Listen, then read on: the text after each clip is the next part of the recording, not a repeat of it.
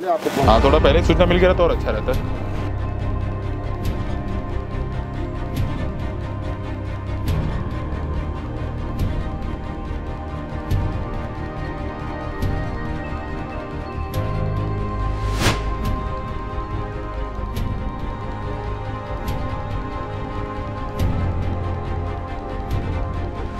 राम मंदिर बनाने के लिए और कहीं जगह नहीं थी। है कि शहर का विकास ये मंदिर की वजह से बहुत कुछ होगा। मंदिर की वजह से विकास जो है बहुत तेजी से बढ़ेगा, ये उम्मीद है।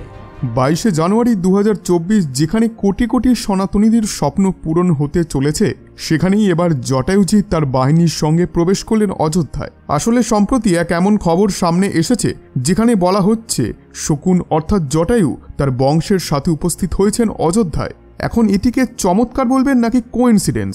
আর এই ঘটনাটি শুনতে বেশ অদ্ভুত লাগলেও আপনাদেরকে বলে দিই ঘটনাটি সম্পূর্ণ সত্য, আর সেটি আপনি ভিডিওটিকে শেষ পর্যন্ত দেখলেই বুঝতে পারবেন। বন্ধুরা, আজকের এই ভিডিওতে আমরা জেনে নেব যে কিভাবে শ্রীরামের বাহিনী অযোধ্যায় পৌঁছাচ্ছে, আর তারা সেখানে এসে কি করছে, আর সাধারণ মানুষদের রিয়াকশন কি তাদেরকে দেখে। নমস্কার প্রিয় দর্শক, আজব কাহিনীর আরও একটি নতুন ভিডিওতে আপনাদের সবাইকে স্বাগত। আপনাদের কাছে ছোট্ট একটি অনুরোধ করব, কমেন্টে অবশ্যই লিখুন জয় শ্রীরাম। বন্ধুরা, আমাদের এই রাম মন্দির সিরিজটিকে আপনারা খুবই পছন্দ করছেন এবং আরও আপডেট পাওয়ার জন্য আমাকে কমেন্ট করেও সকলে জানিয়েছেন। তো আসুন আমরা জানি যে অযোধ্যায় এখন ঠিক কী হচ্ছে। শক্তিশালী পাখি ও পরিবেশের বন্ধু হলো শকুন। রামায়ণে যখন মাতা সীতাকে হরণ করে নিয়ে যাচ্ছিলেন রাবণ, তখন জটায়ুই সবার প্রথমে তাকে আটকানোর চেষ্টা করেন, যার পর রাবণের সাথে তার ভয়ঙ্কর যুদ্ধ হয়। তারপর জটায়ুর ওপর অগ্নিবাণ চালান রাবণ, যাতে করে আহত হন জটায়ু। আর সম্প্রতি জটায়ুকে নিয়ে যে খবর সামনে এসেছে সেখানে বলা হচ্ছে জটায়ু এবং তার বংশকে দেখতে পাওয়া গেছে অযোধ্যার মিল্কিপুর এলাকার ধারলি গ্রামে। আর এই নিয়ে প্রচুর আর্টিকেলও বেরিয়েছে। সরল পহলের একটি রিপোর্ট বলছে যে বিলুপ্ত হওয়া শকুন অযোধ্যার রাম মন্দিরে পৌঁছালো। দৈনিক ভাস্করের একটি রিপোর্টে তারা হেডিংয়ে লিখেছেন যে অযোধ্যায় দেখা গেল শকুনের দল।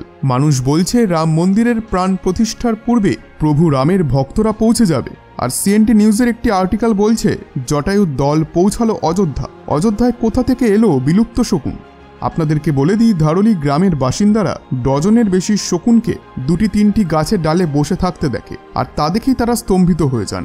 কারণ বর্তমানে শকুন এক লুপ্ত প্রায় প্রাণী, আর একসাথে এত পরিমাণ শকুনের অযোধ্যায় প্রকট হওয়া এক চমৎকারের থেকে কম কিছু নয়। এবং বিগত কিছু বছরে এমন দৃশ্য তো দেখাই যায়নি। গ্রামের মানুষ তারপরেই বন বিভাগকে খবর দেয়, আর মানুষ অনেক দূর দূর থেকে আসে শকুনের দলকে দেখতে।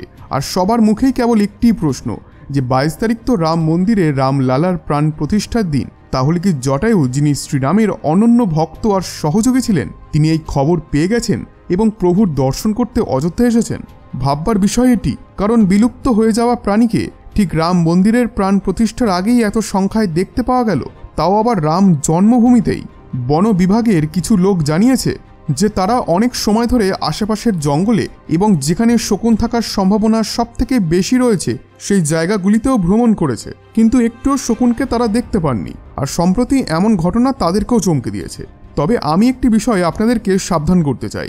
স্ক্রিনে এখন আপনি যে ছবিটিকে দেখছেন, অনেকে এই ছবিটিকে ইউজ করে এমনটা দাবি করছে যে এটি অযোধ্যায় দেখতে পাওয়া জটায়ু, কিন্তু এই ছবিটি আগের বছরের কানপুরের একটি চিত্র, আর এই ছবিটির সঙ্গে রাম মন্দিরের কোনো সম্পর্ক নেই, তাই এটি ফেক ও মিসলিডিং। এবার আসি আজকের ঘটনায়, যেখানে অযোধ্যায় একাধিক শকুনকে দেখতে পেল অযোধ্যার মানুষ। অর্থাৎ অযোধ্যায় 22 জানুয়ারি আমাদের মতো মানুষের পাশাপাশি শ্রীরামের অনন্য ভক্ত প্রাণীরাও এই মুহূর্তের সাক্ষী হয়ে থাকবে। মনে হচ্ছে না যেন আমরা ত্রেতা যুগে চলে এসেছি? জটায়ুর আগমনে খুশি হয়েছেন অযোধ্যার মানুষ, এবং 22 জানুয়ারি আস্তে আস্তে আরও কি চমৎকার হয় তা জানার জন্য চোখ রাখুন আমাদের চ্যানেলে। বন্ধুরা, আশা করছি আজকের এই ভিডিওটি আপনাদের ভালো লেগেছে। ভিডিওটি ভালো লেগে থাকলে ভিডিওটিতে একটি লাইক এবং চ্যানেলটিকে সাবস্ক্রাইব করবেন অবশ্যই, কারণ আমরা আপনাদের জন্য এরকমই ইউনিক ও ইনফরমেটিভ ভিডিও এনে থাকি। ধন্যবাদ।